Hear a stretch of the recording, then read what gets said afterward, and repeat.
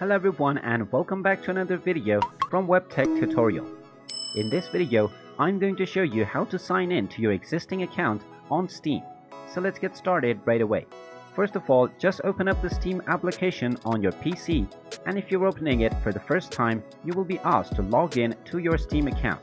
Now, you can log in to your account using the QR code from the Steam mobile app, or you can do this the old-fashioned way by simply typing in your account name followed by your password.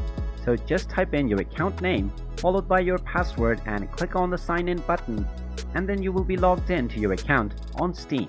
In case you cannot log in or you forgot your password, you can click on the help I can't sign in button, and then you will be allowed to reset your login credentials from there.